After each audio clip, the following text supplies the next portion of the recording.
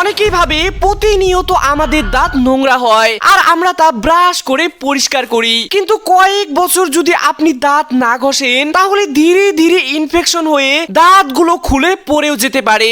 আসলে আমাদের মুখের ভিতরে বিভিন্ন ধরনের ব্যাকটেরিয়া থাকে, আর যখনই আপনি খাবার খান তখন সেই খাবার দাঁতের ফাঁকের মধ্যে একটু হলেও আটকে যায়, যার ফলে ব্যাকটেরিয়াগুলো এই খাবারের সাথে বিক্রিয়া করে এক ধরনের অ্যাসিড তৈরি করে, আর এই অ্যাসিডের কারণেই আমাদের দাঁত নষ্ট হতে শুরু করে। তাই প্রতিনিয়ত ব্রাশ করলেই ব্যাকটেরিয়াগুলো কমে যায় এবং ক্যাভিটিস হওয়ার অ্যাসিডগুলো সাফ হয়। কিন্তু এখন যদি আপনি ব্রাশ করা ছেড়ে দেন তাহলে ব্যাকটেরিয়াগুলো তাদের বংশ বৃদ্ধি করতে শুরু করবে, যার ফলে মাড়িগুলো ফুলে যাবে এবং কয়েক বছরের মধ্যে ইনফেকশন হয়ে দাঁতগুলো খুলে খুলে পড়ে যেতে পারে।